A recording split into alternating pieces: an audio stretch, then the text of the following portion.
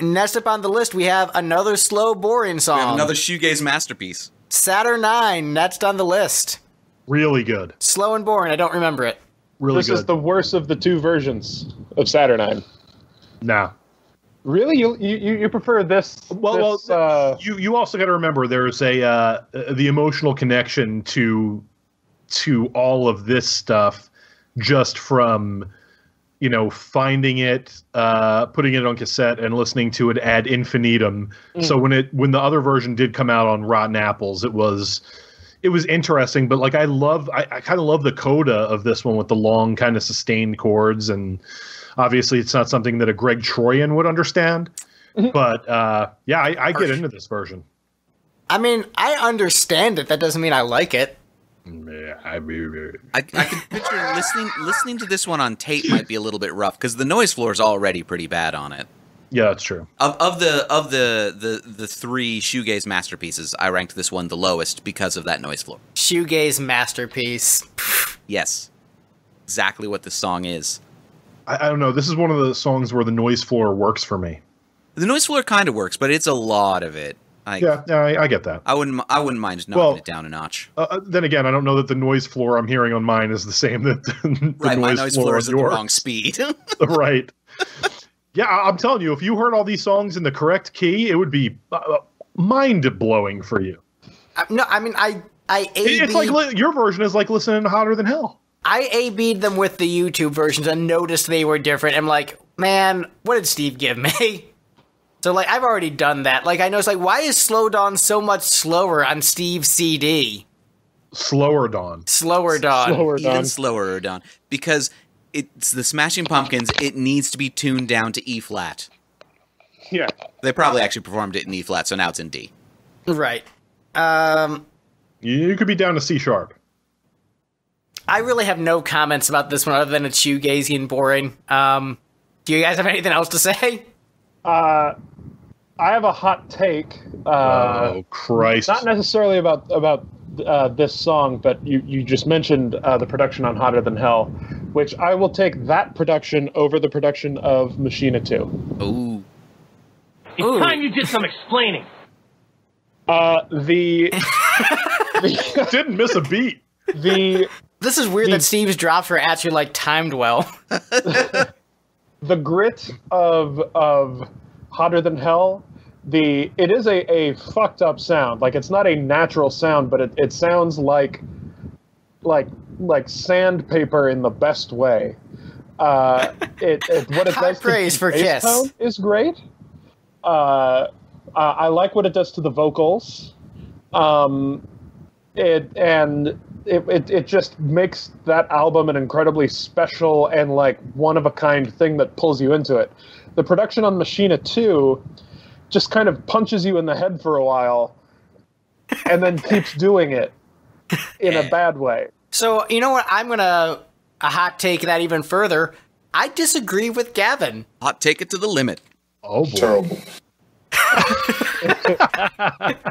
I would say that Hotter Than Hell has a couple songs where the production makes the material better, but overall, no, it's a fucking terrible sounding album. And this album, well, yes, it is also terrible sounding. Terribly great. It is not as terrible as Hotter Than Hell, and just by sheer volume of songs, there are more songs that work with this production than work with the Hotter Than Hell production. And honestly, if this was just mastered properly, it would probably be okay. Like, Hotter Than Hell, even mastered well, still sounds like shit. This album, if it was mastered well, would not sound as bad as Hotter Than Hell. So, I'm going to stand up for the Smashing Pumpkins against Kiss. Thank you. Hot take me down. Hot take me down below. Oh.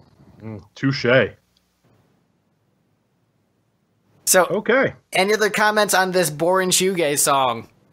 It's great. Wrong, Greg. It's fine. It's a great, boring shoegaze song. Oh, 'tis a mighty puddle of Willie. puke. You're right, Groundskeeper Willie. It is a puddle of puke. Next up on the list, we have Atom Bomb. Pretty great. Yeah. That's all right.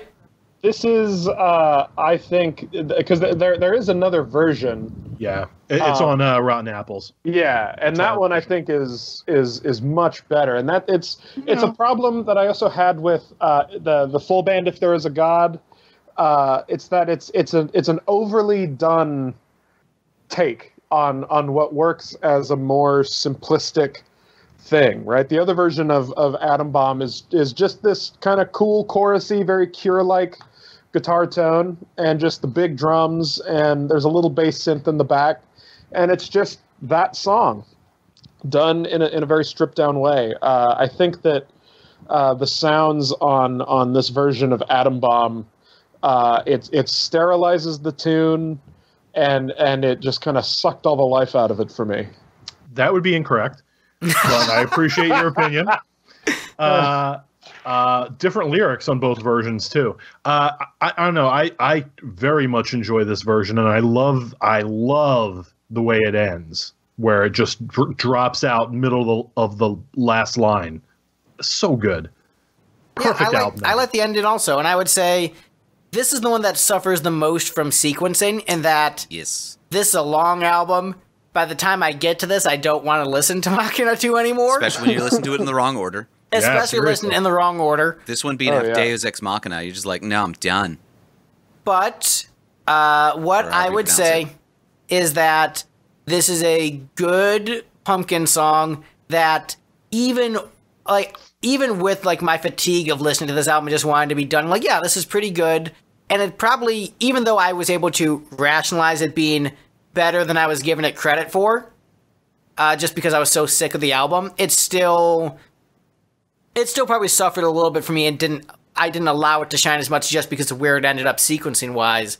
But I think it's a fine song. I would think if it was on a Door, I would have enjoyed it there. I would have enjoyed it on Machina 1, and I enjoyed it here. And this is one of the ones where I'm willing to like add this to a Pumpkins playlist. And I can see this one growing on me more and more with time. So I think it's a fine song. It's a competent song that is hurt by its placement on an album with a bunch of mediocre filler material. I was just going to say, this is the first sensible thing you've said during this episode, and then you ruined it with the last line. You're welcome, buddy. Have you heard the other version, Greg? I have not. I've only heard this version. Oh, hear the other one. Of all people, Greg, I think you'll agree with me on it. Is that a compliment or just like a look? Yeah, you realize some of the shit he said in this episode. Yeah, it's a good point. I hope I think I'm just banking on a basic fundamental sensibility to kick in, and you're backing the wrong horse there with Greg.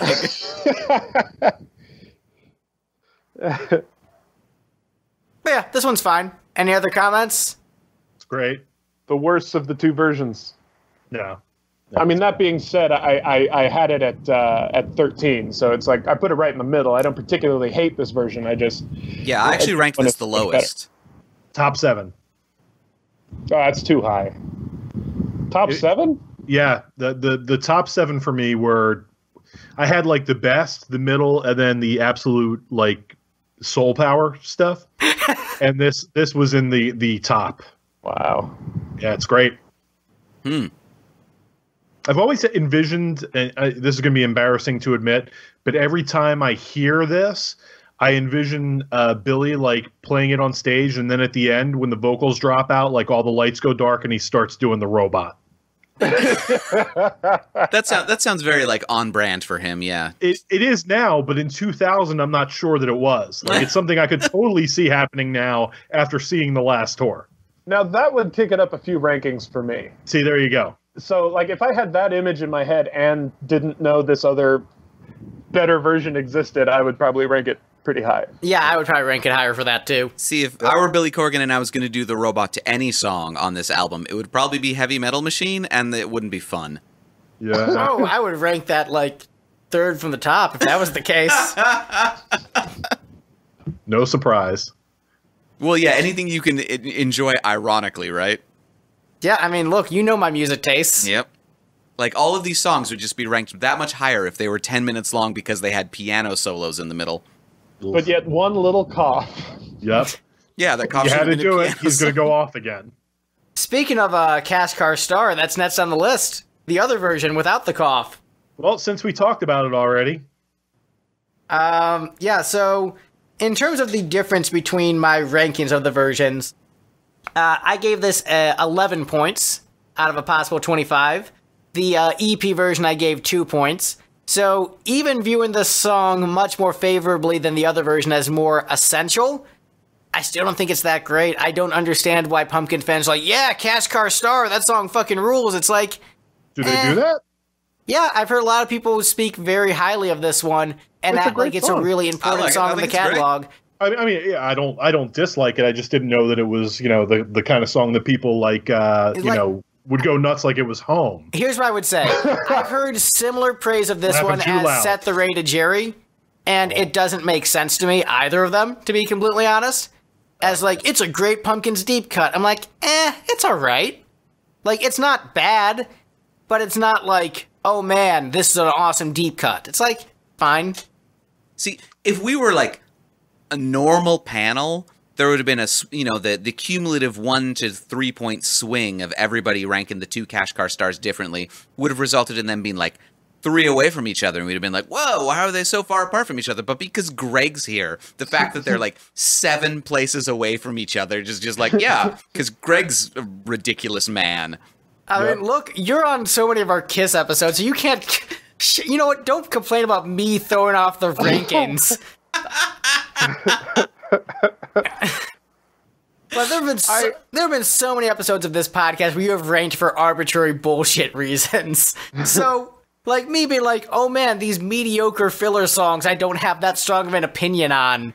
You mean arbitrary bullshit reasons like the one time I was like, this title reminds me of a Genghis Tron song, so it gets bonus points. Yep. The one time.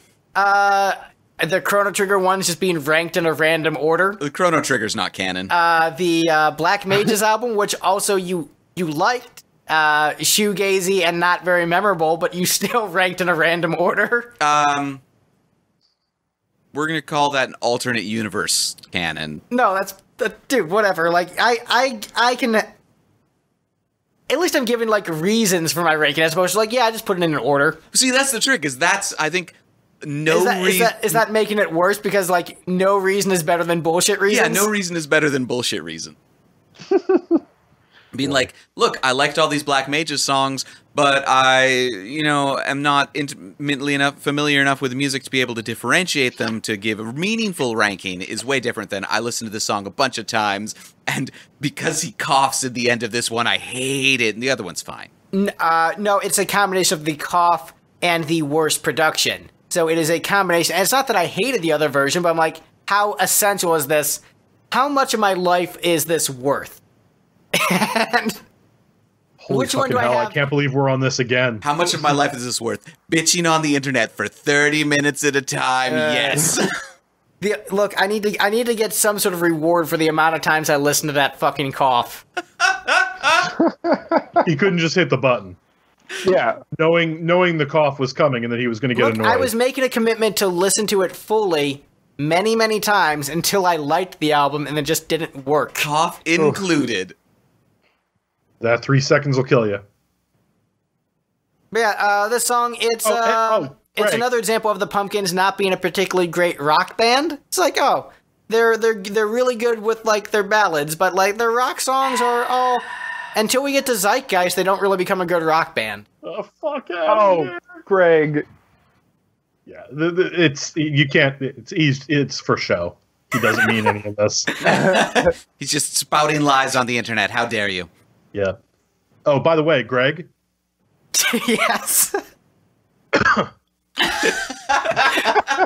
I'm sorry, I didn't hear what you said. I think you coughed before you said what you were going to say. Panelist, I can't listen to him anymore because he coughed and ruined all of it.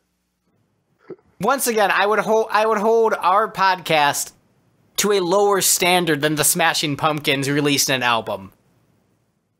To 25 people. We have a bigger audience than that. So really, yeah, right. So you're right. We should be holding ourselves to a higher standard than the Smashing Pumpkins. I mean, the sound quality of this episode will be better than the album. I mean, Did other I than the rank- fact that all of our guests, don't have anything above 10,000 hertz. Skype. But yeah, Cash Car Star, it's okay, I guess. Did I- Keep Greg away from that Radiohead 18 disc thing that just came out. He would hate the studio chatter on that. Yeah. Oh, yeah. I'm not against all studio chatter, just... Okay, what's Just next? bodily functions. Where Did are I we? rank Cash Car the highest? Yes. Wow, I had it at number 3, this version. Good I had God. the other one at number 4. But, Everybody's business is everybody's business. yeah. Yeah, so any other comments on, like, what is honestly like an okay song, but just kind of underwhelms me? Grand Funk This whole- Railroad is cool. I like Grand Funk Railroad. Because they mention American Band. Oh, that's right. Yeah. And also, that's always unfortunate when you're listening to a band and they remind you of a better song you could be listening to. Kiss has done that many times throughout their catalog. This time, the Smashing Pumpkins are doing it. This time. So, like in this one, when he says everybody's going to drive a fast car, and you're like, God damn, I wish I was listening to Tracy Chapman. How amazing would that be if Billy was performing it and then got to the, everyone's gonna have a fast car.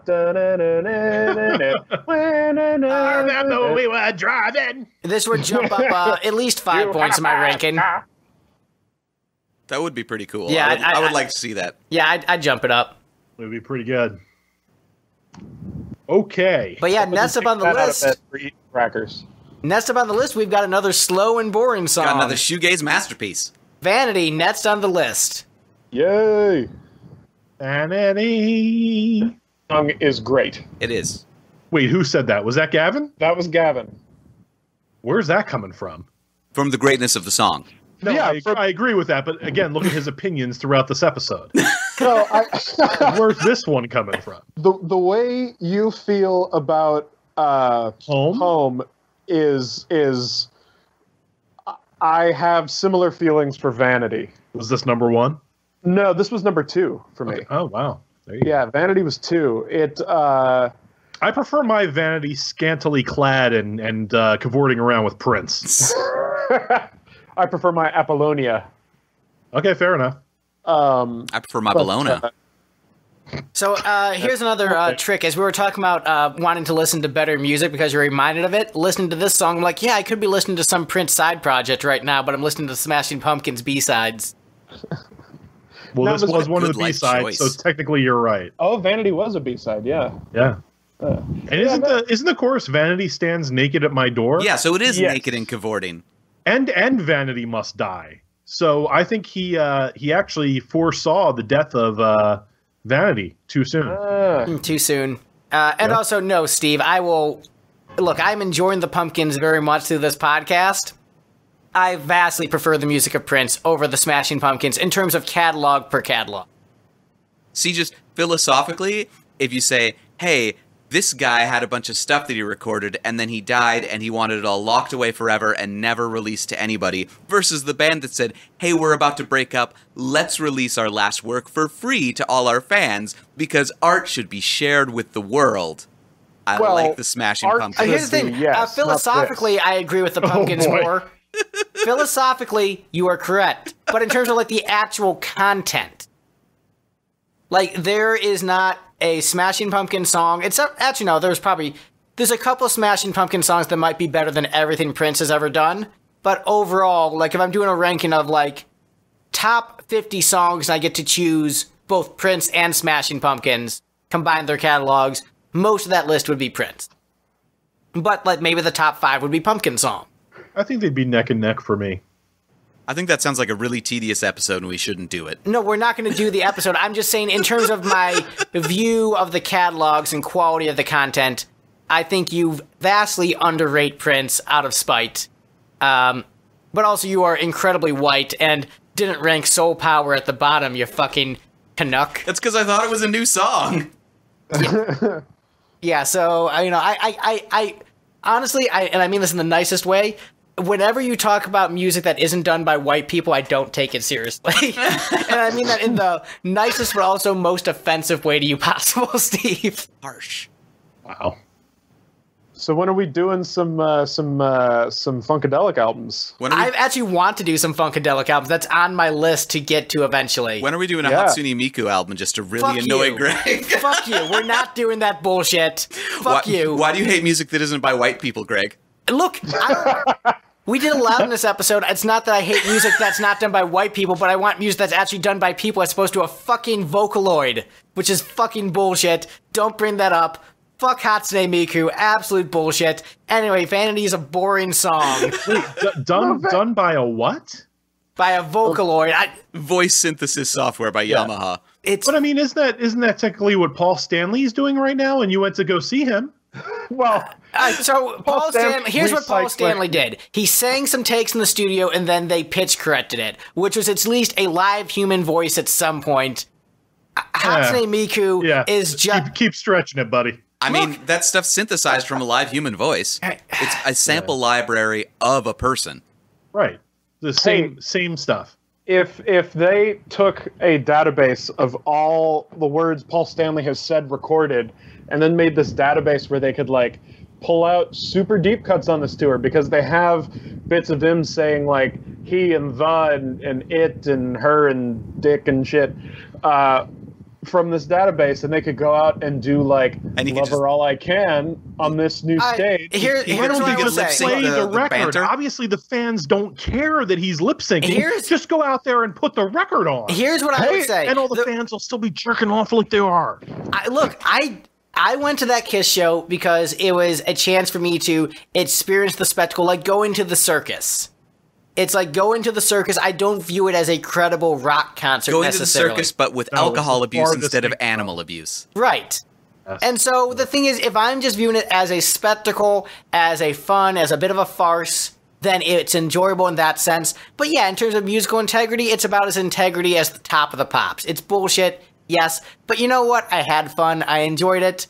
As opposed to Vocaloid, which are just like some weebs sitting at their computer writing the worst dance pop possible, not even having good pop hooks. It's fucking terrible. It's awful. Vanity is a goddamn masterpiece in comparison to that bullshit. This is like a magnum opus. This is like the best work of Voltaire compared to like a fucking Twilight novel with that absolute garbage bullshit. Vanity is a great song. I love it. Fuck Vocaloid.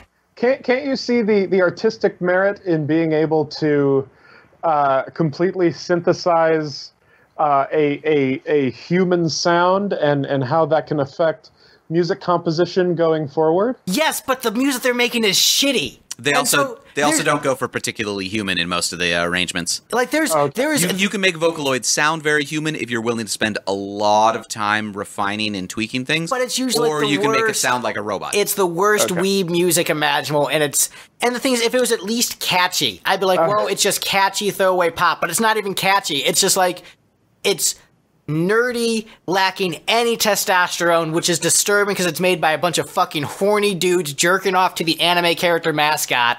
It's terrible. I hate it. Here's the trick, Greg. Like, a lot of this anger is coming from the fact that your stepson is about to go to a Hatsune Miku concert. And like, is this what you were going off about in the car when I was in Nashville? A Hatsune Miku? It's possible. Yeah. And look, I'm not upset about him. He's going to a different Vocaloid. I don't know the name of it. But the thing is, I am not upset about him liking it. He can like whatever shitty music he likes. That's fine. I am just upset about the actual art of it. I am upset with just how aggressively bad it is. The way I am upset with shoegaze having zero, like, hooks or stage presence. The way I'm upset with white people ruining funk. I am upset with this like music that is just so bland and bullshit. So you don't like music that's just all audio performance with no stage performance, so to speak. And not and necessarily. You don't like music that's all stage performance with no, like live audio artistry. Look, there's exceptions. I think what it comes down to is mostly how do I view the material and the writing? Is there good melodic structure? My focus is usually on melody in the music that I enjoy, so I don't really listen to rap because it's like, hey, what if we just took the melody out of music? Okay, I don't care. And usually the melodies are very repetitive, not very catchy, and just get lost in the mix for vocal. So that is why it's not appealing. Vanity is a great song in comparison. I'm looking at this track very favorably. I now feel like I've ranked it too low. Vanity is a wonderful song. It is the second best song on this album, in quotes. I mean, I put it fourth from the bottom because I thought it was slow and boring and not very catchy. But as I'm comparing it to Vocaloid and White People Funk, it's a goddamn masterpiece. You'd rather hear Billy Corgan jerking it in the studio than some random weeb, huh? Yeah, because you know what? Billy Corgan, if he was jerking it in the studio and had that as his, like, random bullshit noise on the end of a track, that'd be artistry I respect as opposed to just coughing at the end of the track. Because, like, at least jerking off at the end of the track, like, that's fucking weird. And you know what? That's so weird that I admire it. But, like, the weebishness of, like, the Miku fans were like, we're jerking the Miku, but we're not going to admit it. Like, if you're going to, like, if you did a Miku song where you're jerking off in the middle of the song to the Vocaloid, that'd be fucking weird, but I'd respect the art of that. Listeners, in case you're just tuning in, welcome to part 11 of Machina II. Yeah, that's probably where the edit point should go, Greg. Just start episode 2 with, if you're jerking it in the middle of the song, I respect it. That got weird. Anyway, anybody have anything else to say about Vanity and not, you know, like Japanese teenage girl holograms? God, It's no. a great song. It's a good song. Like, the song's really good, you guys. What is these tangents about? I'm out of my depth when it comes to, like, anime culture. I just like this song. Yeah, he's just into the Peter Criss. Yeah, I'm over here writing my Peter Criss Mpreg opus. That's it. Couldn't remember what it was called. I only figured out Mpreg from Steve there. I called it male impregnation. I mean, that's just the shorthand for it. So anyway, next up on the list, unless you have anything to say about Vanity. Nope. It's a great song. Next up on the list, we have Innocence, spelled incorrectly because I'm Billy Corgan and I'm an asshole. Next on the list. I mean, in his defense, that's a hard word to spell. So, hot take, Greg, better than Age of Innocence from the last album. Oh, Greg. You've got to be kidding. That is a pretty bad hot take. Age of Innocence is a brilliant song. This one is just kind of okay. I think it's catchier, better hooks, and I don't know, I feel more sincerity from the lyrics. No, Greg. Greg, though. I don't know. It's just it's a little shrill and repetitive to me. You're correct. Yeah. Look, I'm sorry that I like the Pumpkins more than you guys. I think this is a great song, and I will stand up for Innocence because, look, this is a great song on a great album. But between the defense for Innocence and Home, I have no idea. Are these widely regarded as good tunes in the Pumpkin fan base? I would guarantee you that Home is. I don't know about Innocence. So the reason this I is so think that- high up is because I just didn't rank it low. I mean, I put It's not that Innocence this song's good. It's just that it's not bad. I mean, it did get number 9 for me. I don't actively hate it, but it's not great. Or I would wager even very good. I mean, Gavin, you put it in the same spot as I did. Wait, really? Yeah. Well, I guess it's just once we get below my number 7, everything is kind of in the same league. That's fair. Once we get below my number 19, everything's kind of in the same league to me, too. That is so fucking weird. Like, you say my opinion on this album is weird. Like, yeah, like, there's 19 great songs on Machina II. Yeah. I put there are 7.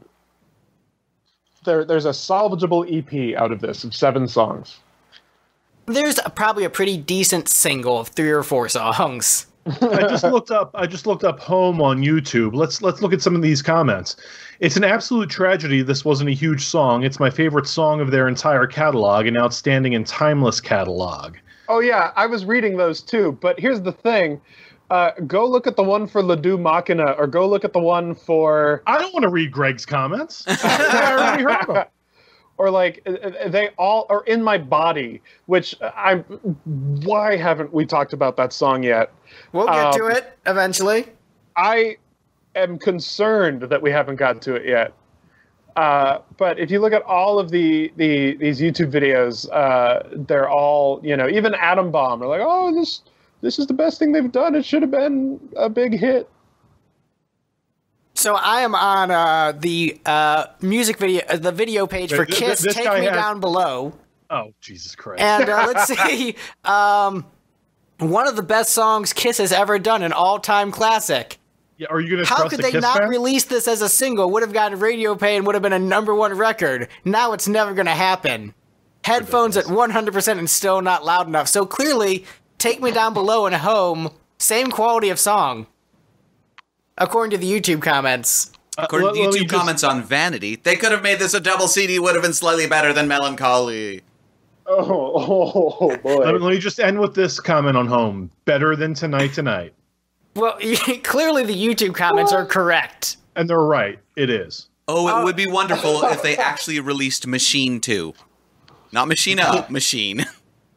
So yeah, in a sense, any more comments on this song? Now let's go back to talking about Home. All right, so next up on the list we have In My Body. Good lord. Awesome. What? This is like if Billy Corgan was hit in the head with a pipe and then told, hey, write a song that sounds like something you would have left off of a door. I mean, It's 10 times the song that Shame is. You no. are kidding me Yep. right now. Yep. So Shame is a masterpiece. No, this is the masterpiece. Shame on you, sir, for that bullshit opinion. Ooh. Me or Greg? Yet another joke about death, perplexing some, and just plain scaring most. It's the best drop that- for just like ruining the momentum of everything. No, for Craig. No, In My Body is brilliant. I've since done a reflection on my opinion on the Pumpkins catalog, and I don't think Melancholy is my #1 overall anymore. I think Adore is my favorite Pumpkins album. Good God. Front to back Glisten, Adore is the one I enjoy going back to the most. Melancholy. Talk to me in 6 months when you're saying that about Machina II. Right? That's exactly what's going to happen, Greg. It will. As I've totally said, will. You know, Adore and guys, Machina 2 are my go-to albums to listen to. Melancholy, I have to hit the during skip our button a Tear bunch. Garden by Kaleidoscope episode. We were just trying to figure out like what we were going to do with that one. Like it's released in so many weird fragmented parts. Yeah. Oh, that could be a whole season of episodes. It turns out there's only like 10 songs that count though, so. Yeah. No, because all of Oceania's part of it. That's a separate Oceania was episode. released as a separate album though, so. Yeah, fair enough. Also, Monuments. Yeah, Monuments as supposed well, to be yeah. part of it too. But, that's close enough to a full album since it's like 10 songs. But anyway, Can I we read hear to the you? opinions on that? oh, go ahead. Oh, all the notes that I took for In My Body. Oh, Now I listened to this tread album lightly. several times and took notes a few times. The only notes that I have for this song, there's 10 words. It's so hard to care about many of these songs. Yeah, I get that. This does sound like a leftover from Adore, and honestly, if it was on Adore, this would be one of the ones I would cut first. If So- this was on a door, it would be better than For Martha. Yeah, I know you're trolling. Yes. I just wanted to see what Gavin would say. No, it wouldn't, but it would be the second best song on that record. You're fucking insane. No, this is great. Greg, one day you're going to come around on this and you're going to apologize. No, I mean, this song... Because I You're gonna know be on you, my and I side. know you're wishy-washy, and I know that you haven't given this song the time that it deserves, and I understand. I feel you like just haven't opened 15 your mind to it. listens over But the when course you of do, several months it is probably all over the okay. place, and it is going to be the best day of your life when you come around on this song. Look, this song In my is... bow When you down. come around. This song is fine. I ranked it... Well, I gave it 14 points, so basically in the middle of my ranking. It's fine. It's catchy. It's one of the better songs on this collection of songs. I enjoy it. I would maybe add it to a Pumpkins playlist. Of course you would, because it's brilliant. Yeah, it's fine. No. Gavin? This is fifth from the bottom for me. No. Au contraire. There is a much better Pumpkin song which uses the word body in it, and it plurals it, and that song is called Bodies. Is this one also about Courtney Love? Well, they all are. They all are. It's true. They all are. So I think I view this one second most favorably after Craig. I put it in the top 10.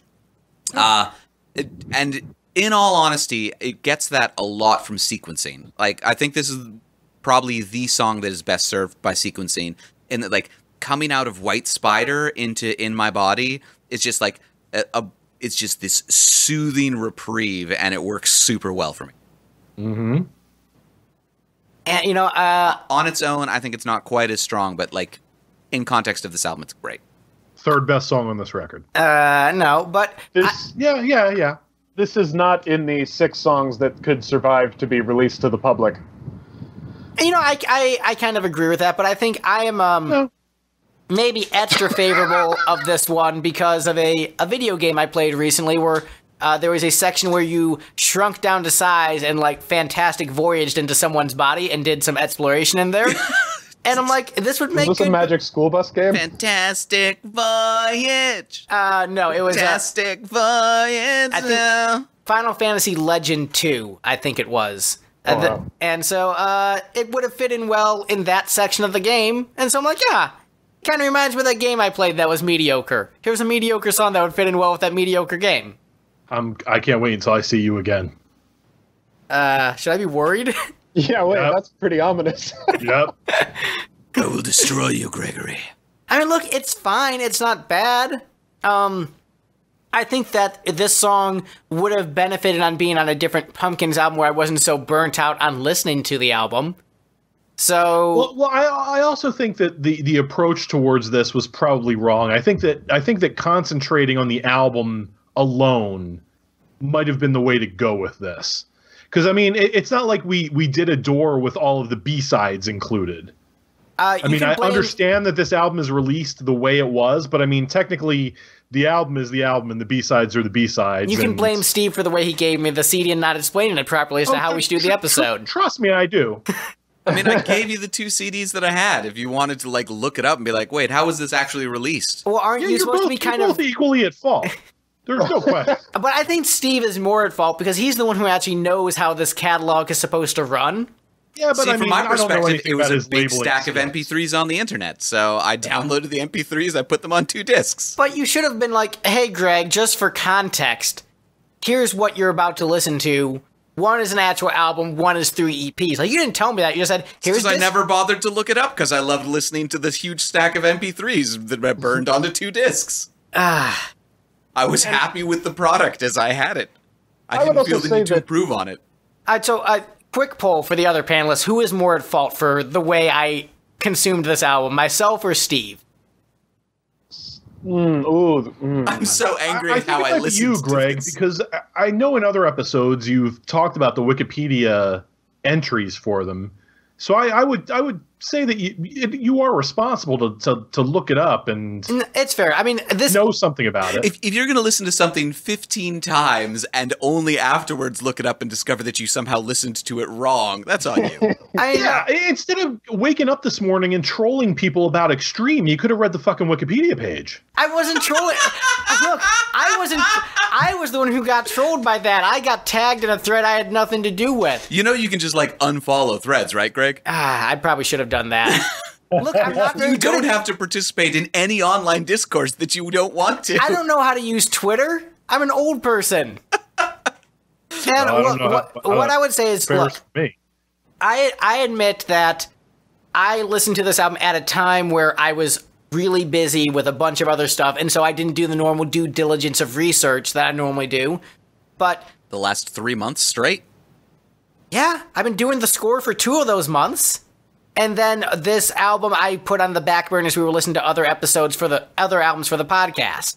Hey guys, can we put this call on hold for maybe like 2.5 minutes so I can read the Wikipedia page real quick? You can multitask. We'll keep talking over you while you read. Okay. Look, I'll tell you, composing 1 hour and 44 minutes worth of music for an independent film in between working a 40-hour work week is trickier than I originally anticipated. And so, no, I did not read the Wikipedia page for this album until far too late in my listening process. That is on me. However, the song's fine. The end. Oh, I can't wait until this album is reissued. I think and everybody gets the correct look at it. The shortcut for turning on the screen reader, Greg, is Windows key M. There we go. So next time you're like, I don't have time to do any research. Just go to the Wikipedia page, turn on the screen reader. I also appreciate that Steve, of all people, is criticizing me for not researching an album, the guy who listens to the albums we do for the podcast once. Right? And the last episode we did before Gene Simmons' asshole was like, I listened to it once, and I didn't pay close enough attention to notice the difference. Yep. And so he is criticizing me for not doing research. Correct. What album was it? Black Mages. Even if we had only ranked the, if we had only ranked the LP, In My Body would rank, just looking it over, like third from the bottom for me. What's next, friends? Greg's just like, I'm about to murder somebody. Let's move on to a new song. So, every time we do this, I'm like, I can't get angrier than I was last episode. Just wait till Zeitgeist. Yeah, I think we're all going to be pissed at Greg for Zeitgeist. Oh, it's their best album. Sure. Oh, okay, so I'm going to be pissed at both of you. No, I'm talking as Greg. Oh, okay. I mean, I would say it's better than... Here it comes. Look, better than Gish, and probably better than Siamese Dream and Machina and Machina II. Look, I Love America, so United States is the best song the Pumpkins have ever written. Geek USA, bro. We really love the USA. Oh, that's fair, okay. You can't Zeitgeist over Siamese Dream. You can stop throwing cups. The joke is over. So honestly, I think that Zeitgeist is... Stopping throwing the cup in. It's more consistent than Siamese, where there's less tracks I want to skip on Zeitgeist. Oh. Anyway, so next up on the list, we have White Spider. Well, it's appropriate that it's too next high. to In My Body. I'm disappointed because it's the best song on the album. It is third from the bottom in my ranking. What, don't you like to rock? This is the word, out of all the songs that Billy has written with Spider in the title, this is the worst of them, right? You ever hear Honey Spider? There's a good Billy Corgan Spider song. Yeah, that song's, you gotta agree with me on that, Greg, right? Honey Spider's great. Yeah. Both versions. Do you want me to confuse the panel? I ranked this higher than Craig did. Well, yeah, because... Oh, wait, you ranked higher than Greg. Yeah. Oh, yeah, this is top 7 for Greg. Oh, because it's not shoegazy and boring. Yeah. Yes. Actually, that is it. Damn it, Greg. So the thing is, this is the worst sounding song on the album by a wide margin. It sounds like shit. Yeah. Oh, yeah, it's so great. No, the production is honestly, it hurts the track quite a bit. Like, dude, come on. It's so good for it. No, that compression is excessively bad. Like, the drums just sound like a wash. It doesn't actually sound good. It just sounds like a snake vomit mastering job, dude. It's fucking terrible. No, it sounds bad because it's meant to be just like this brutal, terrible thing. I know. It's bad on purpose, just like snake vomit. From Machina II. This song does not deserve to lick the ground that Tales of a Scorched Earth farted upon. I actually think it's better than Tales of a Scorched Earth. Wow. Tales of a Scorched Earth is 27 times the song that White Spider is. I like the hooks on this one better. I think the riffs are good. I really like the playing of the drums. The production is shit. But I'm sorry, Gavin, what the fuck did you just say? That Tales of a Scorched Earth is 27 times the song that White Spider is. All right, continue. I'm going to be over here laughing. Just clarifying exactly how much better. But what I would say is, I think this is a well-written, well-performed song that I think they took the production too far. I understand the idea of being like, gritty and aggressive. But then there just comes a point where it just becomes a wash, and the compression just makes it sound like noise, and it's not actually pleasant. Like For the first time Greg is talking sense. Like there is a line And I think they crossed it where you have to be a diehard music fan and a diehard Pumpkins fan to appreciate this. I showed this song to a few other friends of mine, people who master albums. And so I sent them this song to get their thoughts. And they're just like, that just sounds like shit. It's a good song, but the production is terrible, was the consensus I got from everybody. And so I don't think it's a bad song. And ordinarily a song like this, I would rank much lower because of the bad production.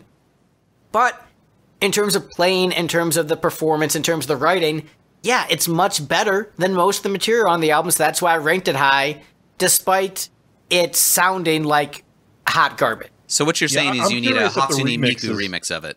No, all right, fuck you. No. I am curious if the remix is going to kind of try to tread close to that, or if the remix, when it does come out, if it does come out, is going to kind of salvage it. I mean, there's a way to make it sound aggressive and huge without just making it sound like a wash of noise. There's a way. Agreed. And I think that it goes too far in the wash of noise category. And the fact that there are other tracks in the album that are heavy and aggressive that don't sound like this pile of shit is just showing that they did it intentionally for this track. Yeah. Which I just think was a bad artistic decision. Yeah. I concur. Hard disagree. Craig is agreeing with me, Steve, so you know there's something wrong with you on this one. Nah, I think it's like it's such a good song. Like I agree, it's a great song. It is. It's a great song. It's like and this production. I really like this production of it. Just like everything's so you like clipping.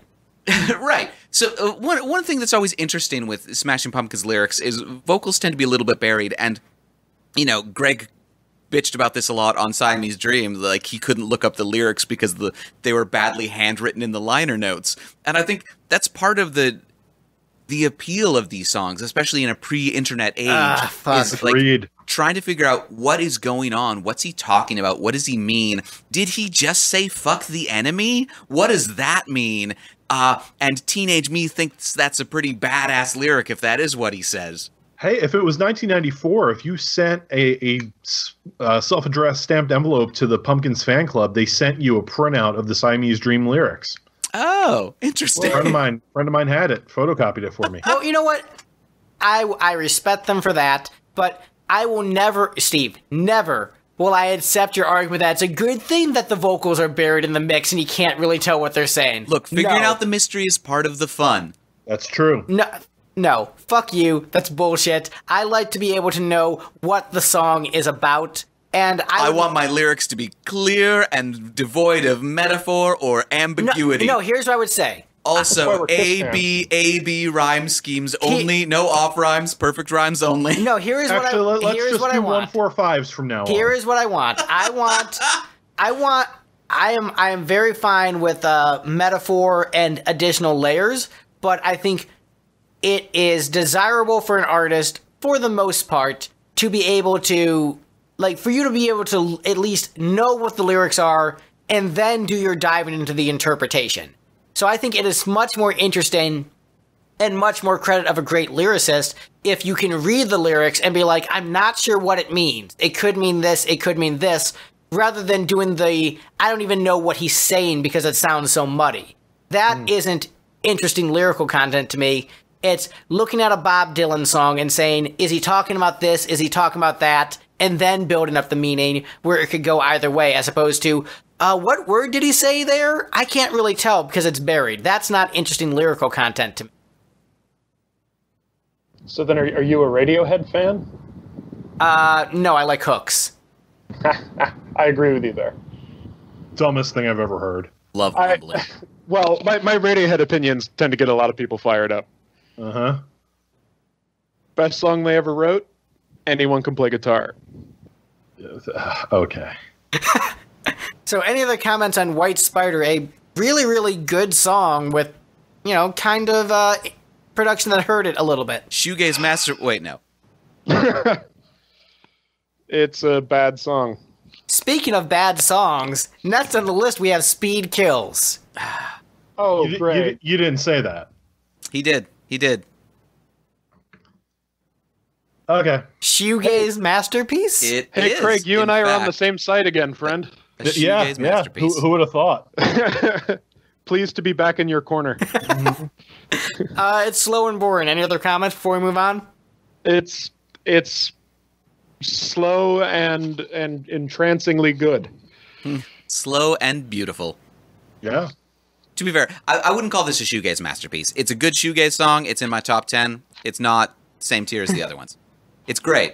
If I were to make just a single album out of this, this would make the cut.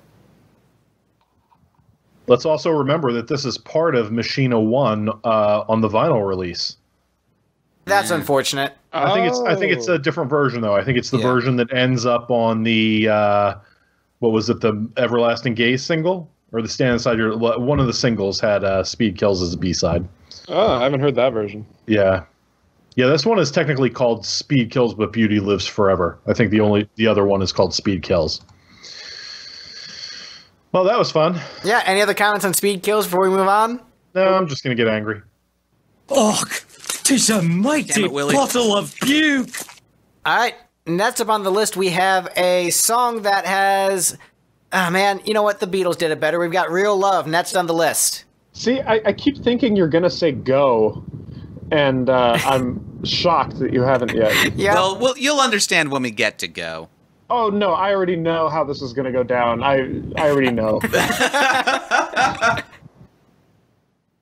So, Real Love reminded me of a better song by another artist. So that's usually a bad thing. Honestly, I don't remember how this one goes. I'm just picturing the Beatles song in my head right now and kind of enjoying myself. Real love, or is it me you're after? It's got a big trebly sheen all over it. Fall this down album. the hole again. I mean, this was still in the category of me not caring about the song, so yeah, it didn't do anything for me. You know what this one is, Greg? A shoegaze masterpiece. Oh, that's probably why I don't remember it. This one reminded me a lot of some of the balladier songs off of Aeroplane, I think. And let's also remember that not only does this end up on the greatest hits, it's not even on the B-side disc of the greatest hits. It's on the greatest hits disc. Sure. The one track from this collection that ends up on the first disc of Rotten Apples. The Beatles did it better. Released a brand new song as a greatest hit. Yeah, and there was it was called Real Yeah, Love. technically they did. So, Hey, yeah, they did. It's probably, in terms of songs that get first issued on greatest hits, it's probably great for that. You know, it's certainly better than Let's Put the X in Sex or You Make Me Rock Hard. I would say you're that... not kidding. I would say Let's Put the X in Sex and You Make Me Rock Hard better than this Real Love by the Smashing Pumpkins. Look, Let's Put the X in That's- Sex is that's a pretty brain great damage. song, but it's nowhere near Real Love.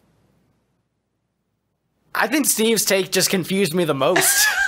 Yeah, I think so. All right, so next up on the list, we've got Try. Yeah. Try. This is exactly where I put it in my ranking. Well done, everybody. Yeah, good job. Go team. Wait, what number are we on from the top? 6. 6. Yeah, we I had got it 1, around 2, 10. 3, 4, 5, 6 left. Oh, I'm the one who bottomed this one out. I don't like that synth. Yeah, the synth is pretty terrible. Oh, I love Yeah. the synth. I think it's great. The way that you like the of course production you on would. White Spider, I like the synth on this track. I can't tell if you're being serious or not. No, I am being serious. I love that synth. Yeah, it's a neat synth, but it just just keeps going. This just isn't as good as the Machina 1 version. Well, the problem is, and it seems like there's a few examples of this on this album, where there will be synth textures put in the song that would work way better as pads that were just kind of below everything else Yeah. in the mix, kind of more of a textural thing. Like that lead synth, if you were to bury it under what the guitars were doing, and it was just this kind of background ambience thing, you know, that line is not meant to be a screaming lead. Like, True. it's, you know, yeah. But I had this take first on the Untitled single Yep. and fell in love with it then. Along with, didn't that have the other Age of Innocence on it? It did, yeah. Yeah. Yeah, and I don't know if I like this one about as much as the Machina 1 Try. But it's got studio chatter in the beginning and the end, so No, that's no. a double whammy Right. for Greg Troyan. Well, it didn't on the Untitled single. I will Sure, say that. they did cut it out. He would enjoy that version so much better. Yeah. Look, studio chatter is different than just leaving in a cough. Like, at least studio chatter is like, ooh, what are they saying? As opposed to, oh, I just coughed. That's not actually interesting. Downer buzz. And then what I would say about this version of the song, I think the lyrical changes are fun. I think the synthesizer is fun. I think it's a good vocal. Is it necessary? Like, I talked about how I ranked this album, where a lot of it I ranked was how necessary the tracks were to my life. No, it's not necessary at all. This track, I honestly don't need to exist. But I like it so much better than most of the rest of the album because I don't like most of these songs very much. So But I do Try, wonder what you a think of it song if that you I didn't- love, yeah, ranks pretty high, even if it's a less good version of a song I like. If this was the version that they did live, he wouldn't have screwed it up in Nashville. Yeah, That's true. It'd have been Nashville on a downer buzz, and then wouldn't have accidentally referenced us twice. Yep. Yeah, it's a great song. If this was the only version of the song that existed, it'd be one of my favorite Pumpkin songs still. But I'm glad the other version exists because it's better. The Rhodes or the I think it's a Rhodes that he's playing, whatever that piano sound is on the Machina 1 version is excellent and really makes that song. Yeah. Any other comments on this one before we move on? Nope. We're entering the top 5, and I'm very pissed about a few songs that are still coming up. Oh, I yeah. bet you are. All right, next up on the list is Dross. Oh, you're kidding. Yeah, it's probably me. No, it's probably actually me. I mean, I know you ranked it low, but my reason is much more bullshit than yours. I mean, We all know just- Greg's full of shit. Just in terms of numbers, I drove this one down a lot more than he did. Really? This is my number 1. My number 4. I gave it 12 points. Steve gave it 8 points. Yeah, It's not a shoegaze masterpiece. not even shoegaze. I mean, so Oh, boy. my general take on this song is we've talked about this before, that like the generic unfocused angst of a lot of Pumpkin songs really speaks to me. This one does not. All the angst seems hyper focused in trivial and silly directions. Like he's got real specific things that he wants to say, and I just don't really care about them. Welcome to how I feel about most angsty Pumpkin songs. I do not know the lyrics for this song. Vengeance is mine. That's what the lyrics are. I don't It's- remember that's- that one. No, that's so. We can't bring up crappy Alice Cooper songs. No, so here's the problem. The riff at the beginning of this song is basically the same riff as "Vengeance Is Mine," which came later. So, Exactly. But the thing is, it's a better song than this one. So even though it ripped off this song, it did it better with better hooks. So Wait, hang on. You fuck? can't have enraging opinions about both Smashing Pumpkins and Alice Cooper, can you? Just watch him. just watch me go. Vengeance is Mine is a very bad piece of music. "Vengeance Is Mine" is an awesome, badass rock tune with some great guitar playing from Slash and a phenomenal vocal from the Coop. It is a moldy cherry on top of a shit sundae, I would which is say, the rest of the album. Wasn't Moldy Cherry the Smashing Pumpkins' greatest hits album? Rotten. But no, my main problem with Dross is that it reminded me of a better Alice Cooper song. And so it's like, oh man, I want to listen to that awesome chorus, but it doesn't get there. It's just not as catchy as Vengeance Is Mine. And so that's why I'm like, towards the middle bottom, I guess. I feel like the logic of this song reminds me of a better song is really cheapened when it's a retroactive thing. Like, Yes, no, somebody else wrote a different song that sounds like this one later, and I like that one better, therefore this song sucks. No, I understand that as bullshit. But like, look, it's just, it wasn't very catchy. Like there was a chance for it to build into something cool, and it built into something mediocre. And so that's why I'm like, doesn't do that much for me. It's going to be great when we eventually get around to doing the White Album, and for every song, I'm going to be like, yeah, there was this Green Day song that sounds a lot like this that I like better, though. I mean, that's fair. No, it's not, Greg. It's a terrible opinion. I mean, you've done that on Kiss albums, though. Oh, it's true. I have. You've done that, like, on almost every Kiss episode. Like, there was a band that did this later better that I heard first.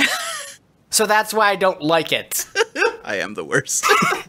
Why do you have me on this show, Greg? Well, Steve, this is, I think, the problem, is that when I do the things that you do that are bullshit, you have to actually take a look at yourself and reflect, like, am I that terrible? Is this what it's like when I'm on a Kiss episode? Is this what it's like? You have no one to blame but yourself for setting the precedent.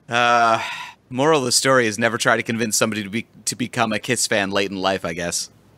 Or a Pumpkins fan, or, like, try to convince your friends to like things you like and just let them discover it on your own, and hopefully you can develop a shared bond. Maybe.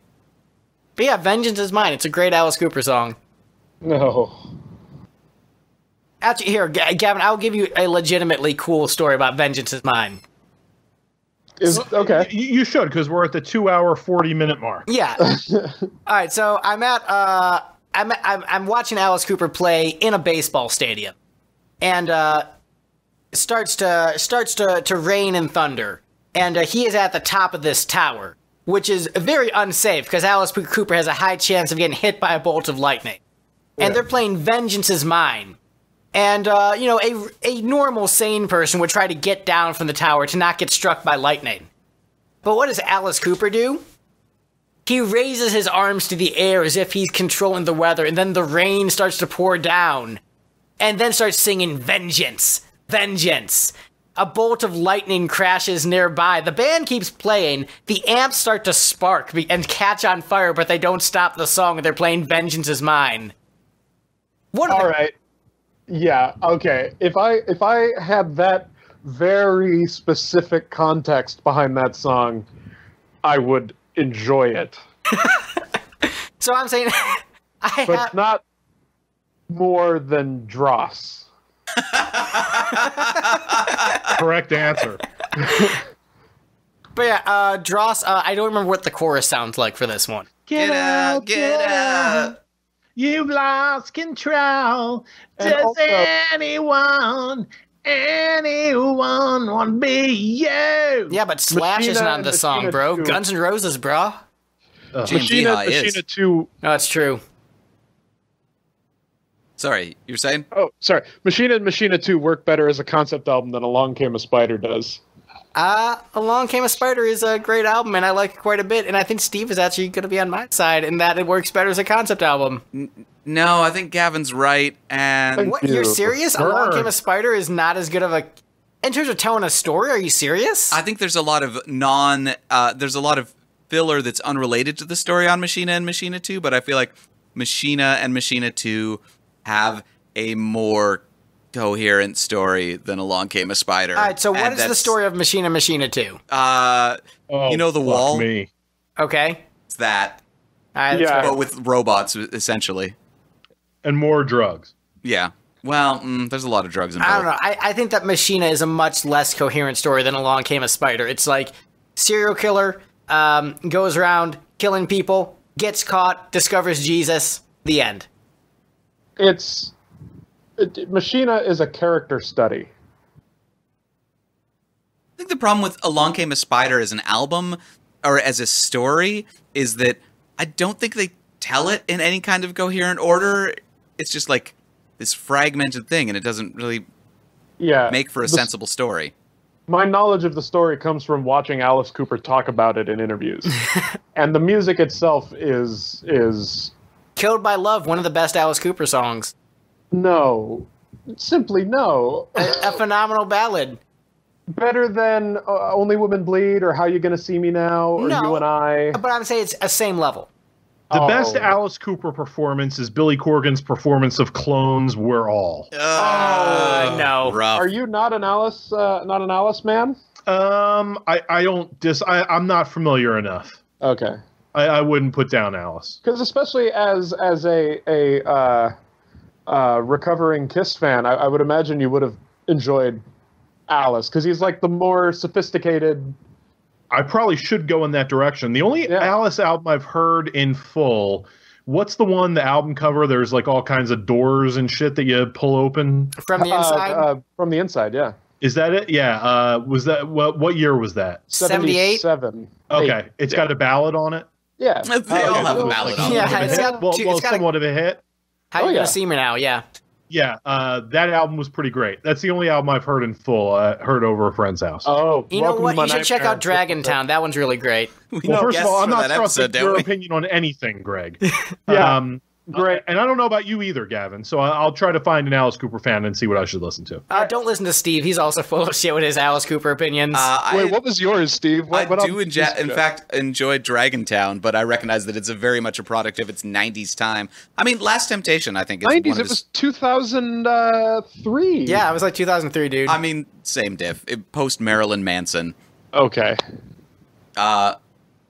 I don't know. I like Last Temptation is a really, really good overall Alice Cooper album, I think. I think School's Out is probably the greatest rock song of all time. A singular rock song. Yeah, but the album itself, I would not recommend, actually. Yeah, no, let's be real here. $1 Billion Babies or Welcome to My Nightmare, I think, are the two best starting points. And also, Machina II is a shitty enough album that instead of finishing it off, we've now started trying to convince Craig to listen to Alice Cooper. Fair enough. Any other comments on Dross before we move on? It's brilliant. Yes, it is a brilliant song, and you should listen to Welcome to My Nightmare or $1 Billion Babies. Those are phenomenal records. Or Hey Stupid. No, that's like saying Crazy Nights is the best entry point for Kiss. It's where my co-host got it. Like the song Crazy Nights? Because the album. Probably, yeah. Here, kitty kitty. All right. So, next up on the list, we have the song I ranked as number 1 on the album. You fucking did. Of course you did. Glass, next up on the list. Oh, What? really? What? What even happened here? Oh, my God. We still have not gotten to Go, Gavin. I am speechless, A, that you ranked something else number 1 other than Go. Because I thought for sure that was Greg's number 1. Yeah, me too. And that it was Glass. And that Go got enough votes to be in the top 3. Well, it deserves to be. Let's say that. We'll get to Go when we get to it. We still have a ways to go, pun intended. I mean, Nice no more than 3 power songs. level, But yeah, so Glass. The song is a fucking banger. The song kicks ass. This is a perfect song. It's yeah, this is just a really cool song. Like it's weird that there's a Pumpkins rock song I'm this into. In that, as mentioned, I like them more with their like kind of ballady and reflective. But you were the one saying that every slow song is boring. On this album, there are other slow songs on previous albums are great. On this album, the slow songs were shoegaze and therefore terrible. But this is just a ball. This is just a balls to the wall, kick-ass rock song. Great riffs, great playing. In the tradition of lots of great rock songs with kick-ass playing, the lyrics are stupid as shit. The lyrics. Shattering glass, I'm fast, though, Greg. But the thing is, it sounds cool. And so, it's like the Thin Lizzy song Sha-La-La, where Phil Lynott says, "Be my jelly roll." Like, yeah, that's a shitty lyric. But the riffs are bitchin'. Gene Simmons, obviously. Yeah, no, it's a shitty lyric, but it's a bitchin' song. And this song is it gets you pumped.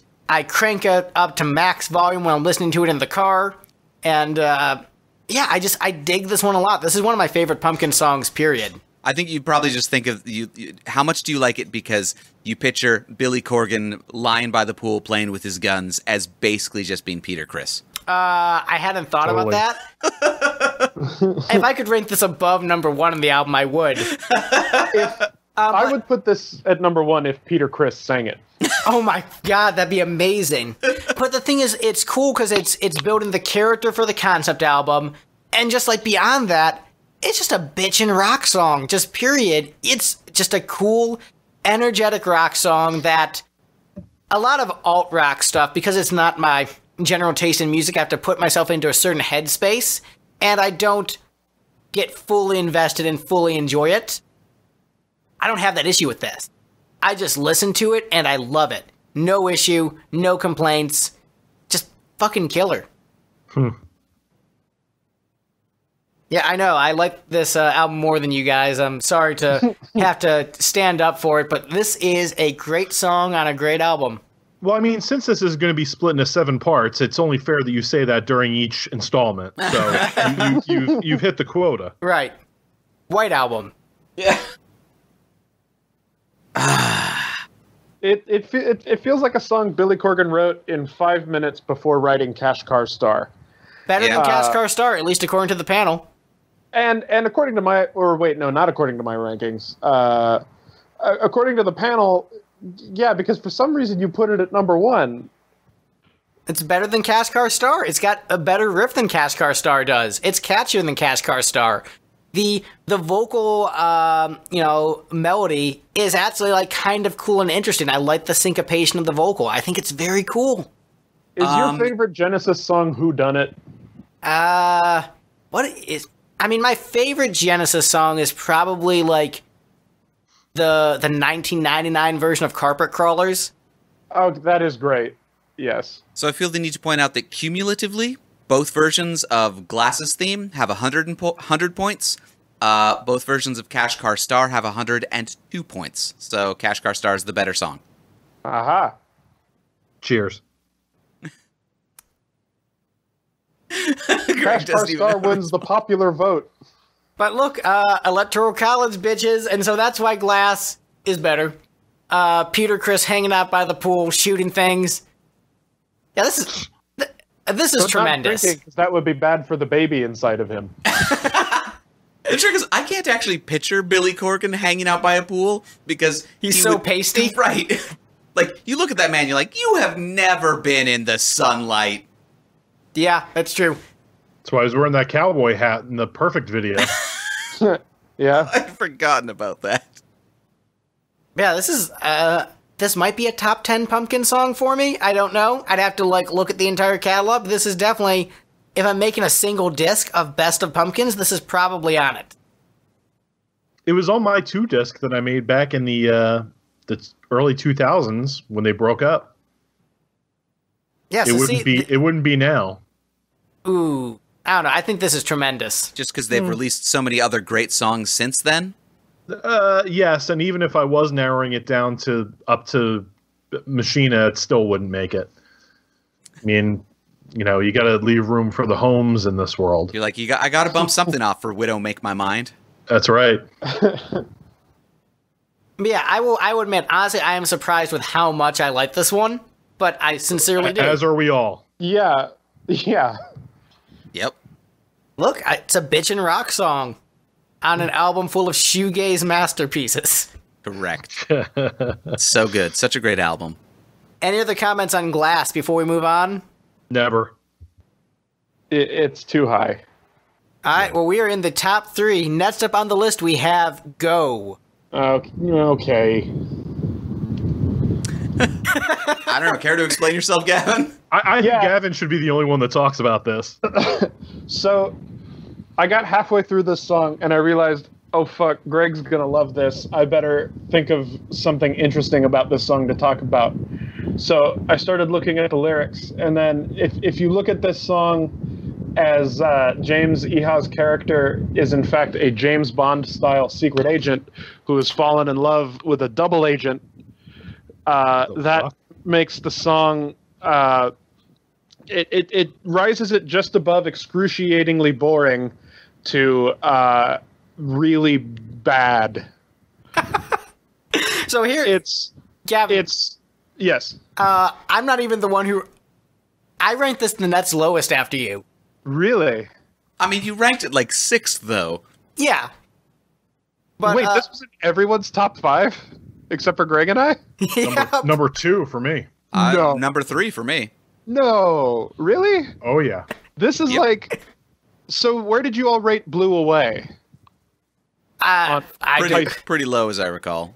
Really? Yeah. Because this is A much catchier song? no.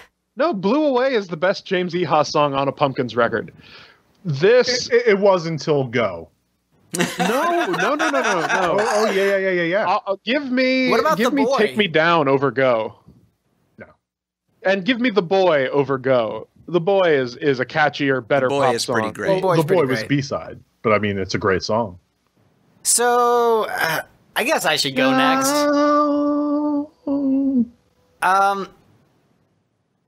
By the way, only performed once. And then the audience rioted, so they had to stop. Untrue, but funny. At the final Smashing Pumpkins show before the breakup. Oh God! Yeah. That's what did it. Wait, does Iha Yeah, actually that have a was son just called rather- Christopher? Performed before the last song, which might have been the only time that was ever performed as well. What did they end that show with? What, the end of that show? Yeah. Silver Fuck. That is the Oh, most but I've ever that heard the show, word fuck I just emphasized pulled in up that the song name. I just pulled up the set list. That was a 3-set show with 4 encores, additional Good lord. encores. Billy Corgan Sr. came out to play for Martha. Ooh, fancy. Oh, that's right. Yeah. Rick Nielsen on Cherub Rock. But anyway, that's a whole nother episode when we go through all of those. But When Go, that DVD gets released. Masterpiece. Yeah, still waiting on that. Yeah. But yeah, Craig, you're saying go. But, well, I mean, where do I begin? It's such a brilliant and wonderful piece from the mind of a James Iha. I mean, I haven't heard him be this inspired since A Night Like This. Give me this on a loop. I'm saying that with all honesty. You're laughing. Like I'm kidding. He's like, it sounds like you're trolling, but you're not. Oh, no, I am absolutely not. Which is like weird. This is what it's like when people hear me talk, I guess. Give me Country Girl over Yeah, this. exactly. No, this song is fucking. I mean, it's a shoegazy masterpiece, and I haven't said that yet this episode. But yeah, that's because this is No part Country 5. Girl. So I probably artificially inflated the score of this one by just a couple points, but things are close enough at this point that makes a difference.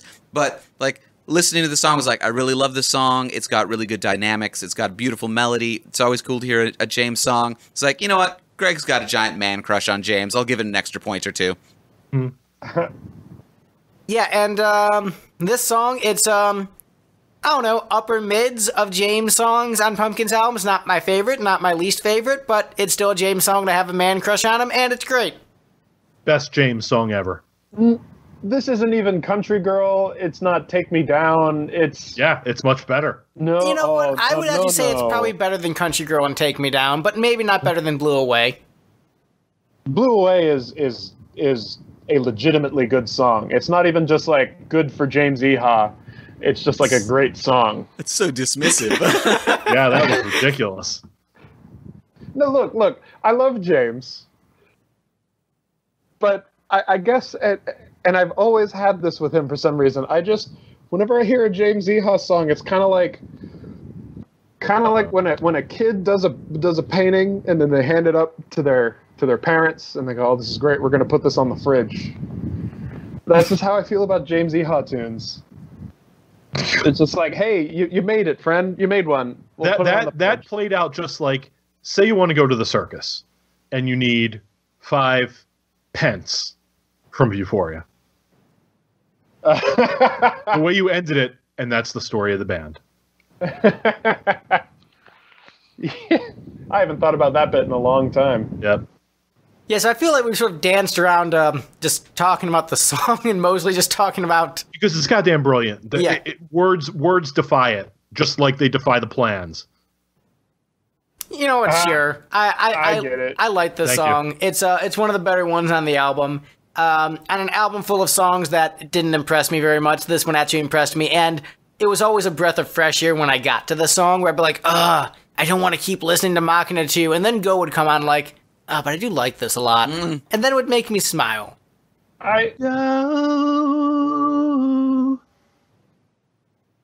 Yeah, so on an album that just made me grumpy most of the way, this made me smile, so good for this song. It's a great song, And Gavin's wrong. There's a drop right there for you. I don't know how much use I'll get out of a Gavin's wrong drop. I mean, he's on enough episodes where you might actually get enough use out of it. All right, well, we're at the number 2 song on the list. If There Is a God, piano version. I'm kind of shocked by this. This is the one that we're getting to the point where there's pretty broad consensus that nobody disliked this one.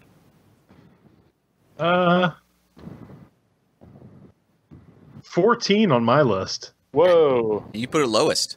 I gave it, I ranked it the highest, 23 out of a possible 25. Wow. I had it at number 5. Yeah, With my notes opened with perhaps the best thing on this fucking album. Okay, now that's silly. I mean, Especially if you had it at number 5. Well, for a long time in That my makes no rankings, sense. Perhaps a the long best time thing, in- but it turns out not. Exactly. Well, for a long time, my rankings had this at number 1. And it was more of a statement of this. It was more of a kind of a stunt vote, I guess, because I so much on this album is blown way out of proportion in terms of the arrangements, the mixing, all of it. And the songs get lost a lot of the time. That's why I love the other version of Here's to the Atom Bomb. That's why I love this version of If There Is a God, and the slower Blue Skies Bring Tears, and This is the MTV Unplugged of this album. yeah, this is proof that Billy Corgan still knew how to write a song and do it. And it is the most straight-ahead, direct thing on this album.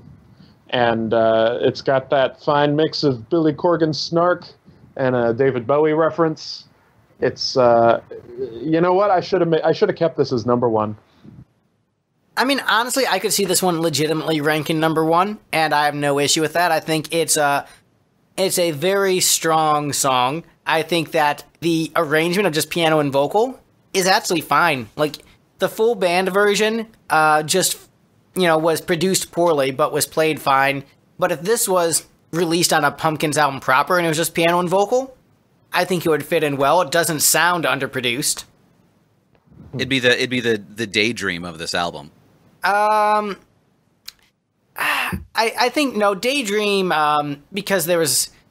Is there a doubled vocal on this track, or is it just Billy just singing a single take? I think it's single, isn't it? Yeah. Yeah. So Daydream at least has that, like, a faux Beatlesy vibe. It'd be the stumbling of this album then. There you go. Yeah, I guess, but I think... Or the soothe.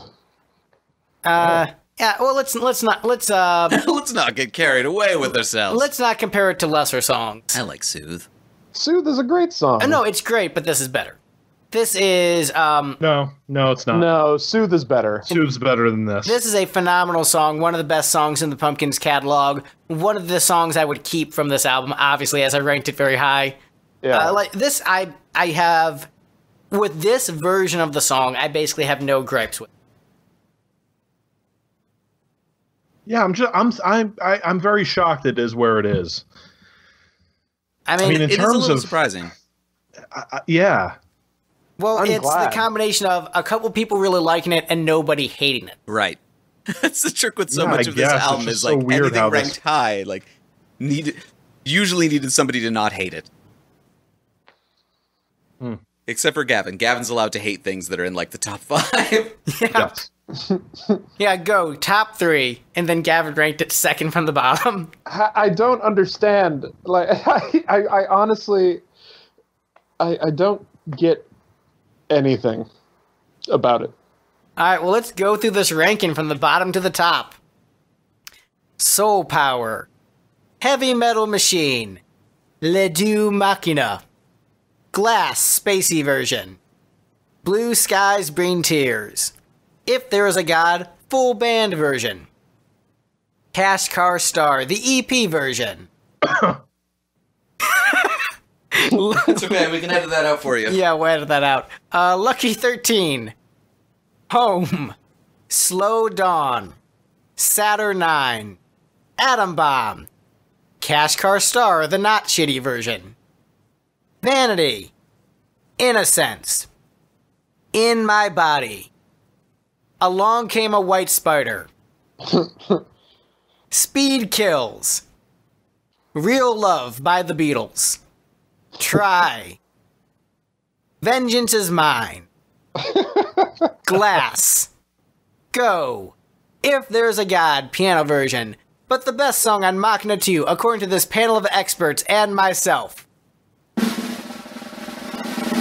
It's Let Me Give the World to Dudes.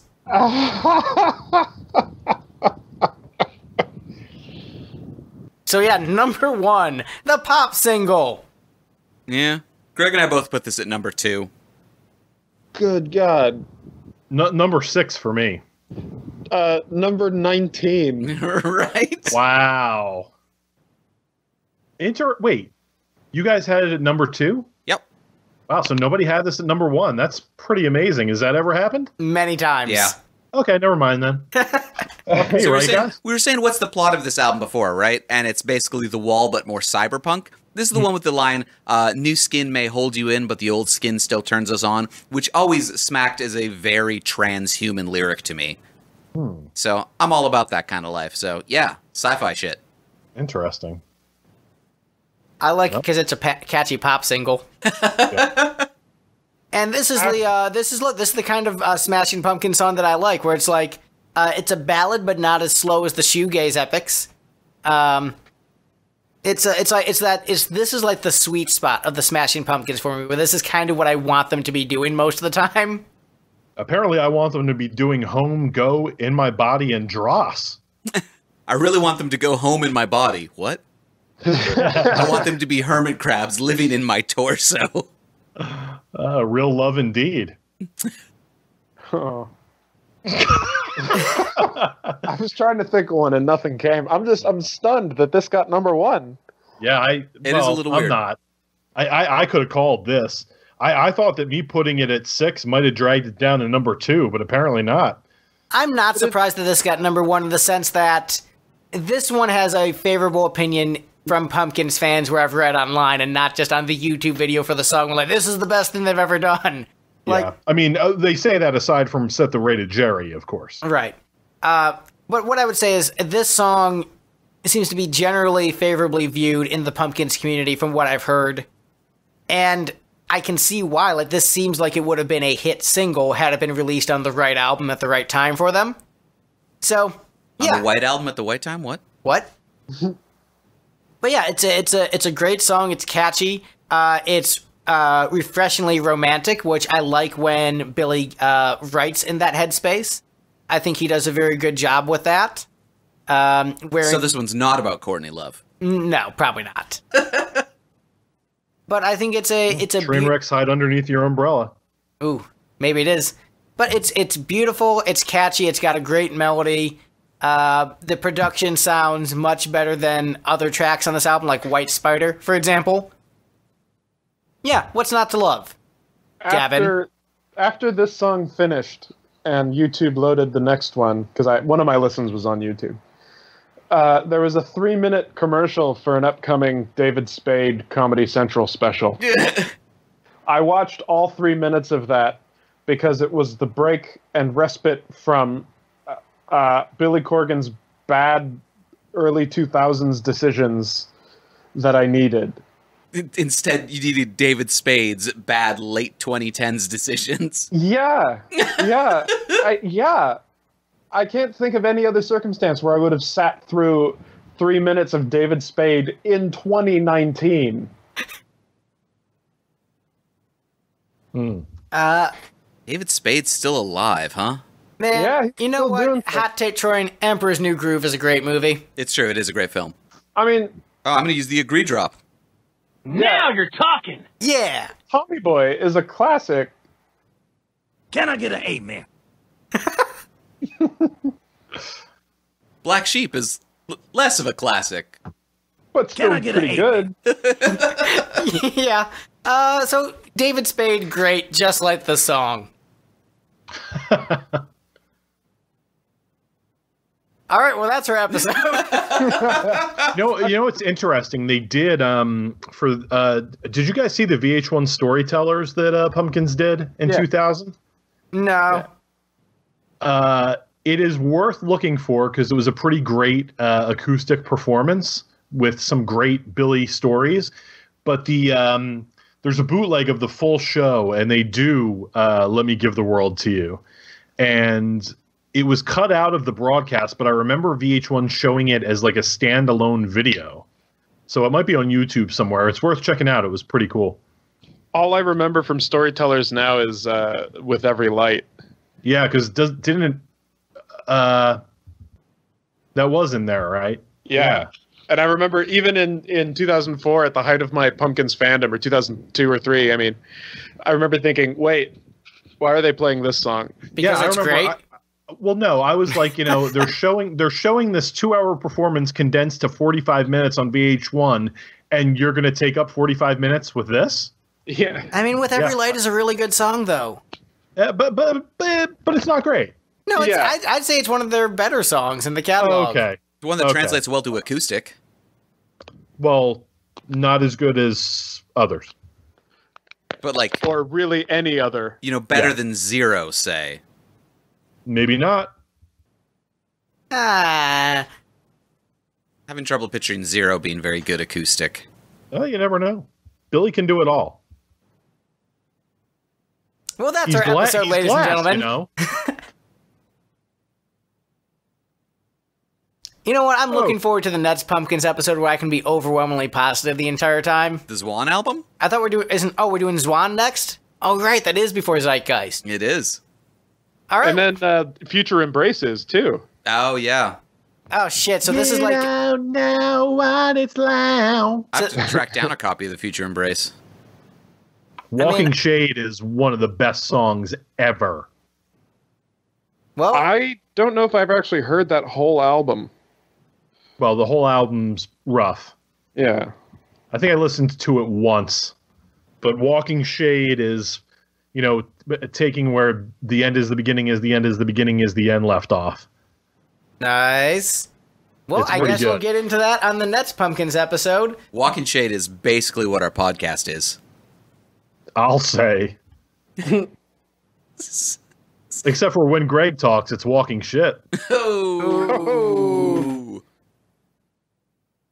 I mean, whatever. This album was boring. The end. Yeah, this is my least favorite Pumpkins album. Well, I don't know. Zeitgeist is pretty bad. I would say, so we didn't talk about whether we were happy with the ranking, surprised by it. Gavin certainly is. These rankings were kind of a nightmare. Talk about it. I was not surprised with the ranking at all. Everything kind of fell where I expected it to, so yeah, good ranking. Soul Power was appropriately at the bottom. The boring shoegaze songs were appropriately in the middle. And the best stuff wound up at the top. Like pop ballads are at the top. Yeah. This is how a Pumpkins ranking should go. Soul Power. Fucking terrible. Yeah, I mean... At least we can all agree on that, right, guys? Group up. Yeah. Yeah. This is...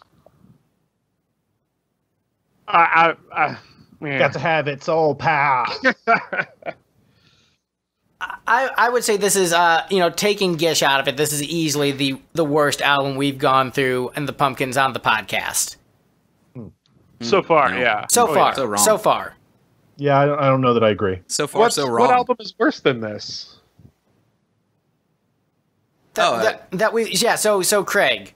Hi, how's it going? All right, so you said that this is not the worst album that we've gone through on the podcast for the Pumpkins. Pisces. I like Pisces better. Pisces is better than this. No. Hello Kitty Cat, Pissant. Pisces is better. Airplane is definitely better. Yeah. Melancholy is better. Adore is better. Yeah. Siamese is better. And Machina is better. Because the highs on all of those albums are classic. But those albums don't have Home and Go. Exactly, It's which true. is why that they're much more better and palatable and agreeable. I don't know about all that, friend. Because there's no. For instance, I was excited to do this because every Pumpkins album that we've done, I've rediscovered some song and completely fallen in love with it again. Mm-hmm. Like for Airplane Flies High, that was me discovering God and Mouth of Babes. I had not heard those songs before, and they're two of my favorite Pumpkins tracks ever now. Adore, I rediscovered that album and grew to like it. And Machina, I listened to it again and liked it more. But after this, it's like I'm not really enthused about much on this album or this album period. I don't know what to tell you guys. It's a good record. So what albums is this better than of the ones we've gone over? I put Machina 2 above Gish. Well, I said excluding Gish, because Gish is definitely at the bottom. Most days, I'd probably... You know what? Most days, I might put it above Siamese Dream. Whoa! Interesting.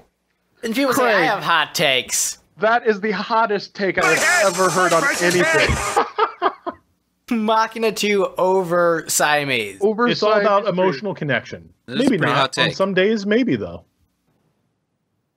I think I would... The only one that maybe I would... better than Adore. Oh, that I wouldn't put up a fight. Yeah, you know what? Maybe I'd go, I would probably listen to... Well, I don't know. Look, it's okay if it ranks at the bottom. It should. Yeah, I don't know. And I'd have to give this some thought. And Steve, you said you ranked this above Pisces. Yeah, distinctly rank it above Pisces. I think I do too, definitely. I don't really count Pisces as an album, though, anyway. Yeah. All right, so if you're not counting Pisces... I mean, Pisces is B-sides than Gish. B-sides.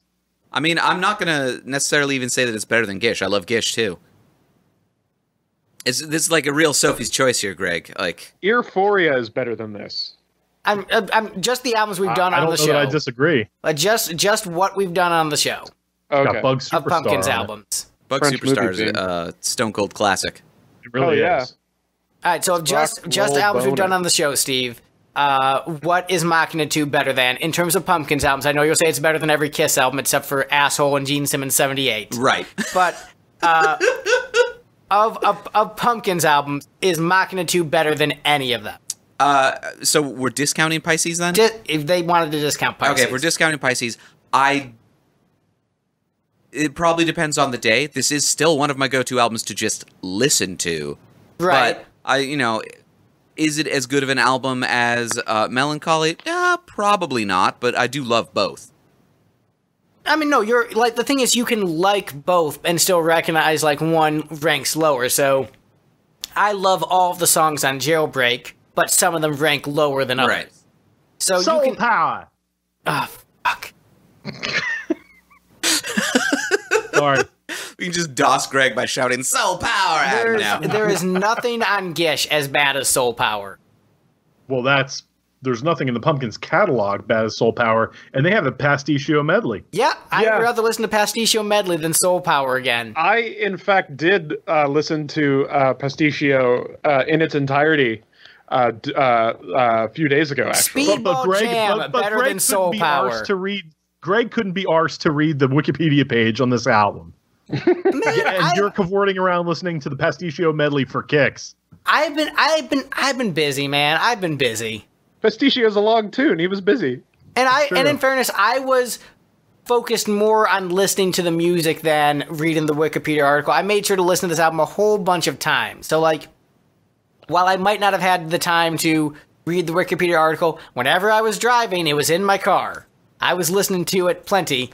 The CD that Steve gave me with the incorrect timing. CDs? CDs. You can listen to the CDs in either order. Heck, how often were you listening to one CD and then the other one even? Come on, it's the shuffle generation. Let's do this. I mean, at a certain point, I stopped listening to CD 1 because I hated it so much. I'm like, I'm just going to listen to the one I like over and over again. And so the disc 2, as it was labeled, was the one that was in my car most often because it had the songs I liked, except it was missing the piano version of If There Was a God, which was unfortunate because that one, amazing. Obviously, we learned that's number 2. But yeah, shocked by the ranking? No. Happy with it? Yes. Also no. No, I was happy with it. Things landed where they should have. No. I'm disappointed in all of us, myself included. I feel like this ranking was all over the place from what I necessarily expected. or from what I did, but that's not unexpected to me. I mean, I don't think I could have been happier with this ranking, to be completely honest. Like, I knew everyone else would not hate the shoegaze ones as much as me, but I was hoping I would taint them enough where they wouldn't rank high, and that... Greg's just like, I'm just glad I managed to ruin everything. I mean, I didn't think they were very good. And you guys didn't think they were good enough to counteract me not thinking they're good, as opposed to Go, which Gavin ranked second from the bottom, but the rest of us agreed was good enough to elevate past his shitty opinion. My shitty opinions were not were not strong enough, or your favorite opinions were not strong enough to counteract my shitty opinions. Yeah, because I can't get excited about much on this album. I can just hate things more. Right. But just I didn't so much pick a favorite as I picked one I hated the least. like, who's gonna come to the bat for Saturnine? Me. Me. I love it. I'm going to go to the Great bat song. for the other version. Well, you didn't come to the bat for it to rank above the middle. Oh, yeah. I'm thinking you should get a bat for some of the opinions. What? Like, It was We're the threatening violence. violence against Greg again. Yeah. as one does. No, it was actually a Gavin, but for Greg also.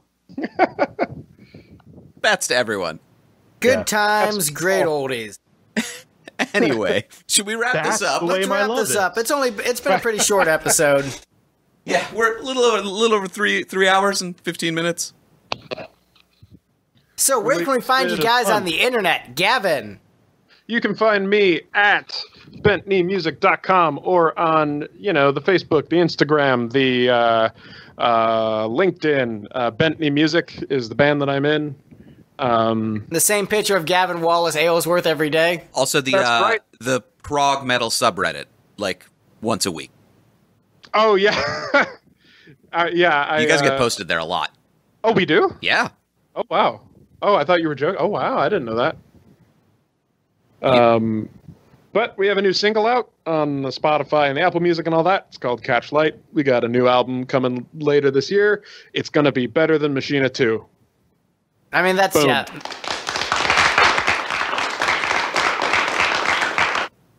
You set the bar pretty low, but yeah, I believe it.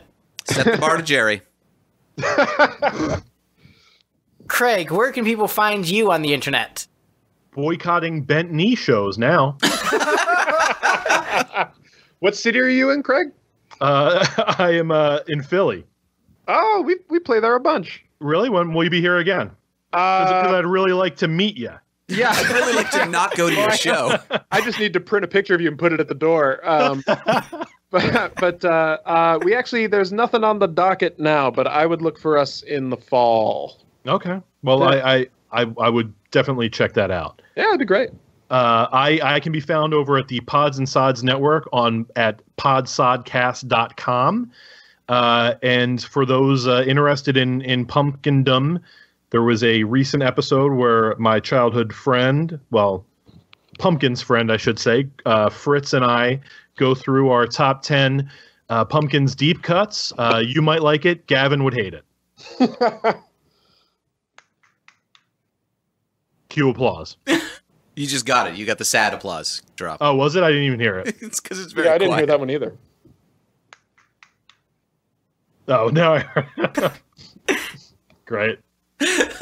And Steve, where can people find us on the internet? You can find us at lipstickgeneration.com, and Lipstick Generation is the name you find us under most other platforms that we may or may not be on.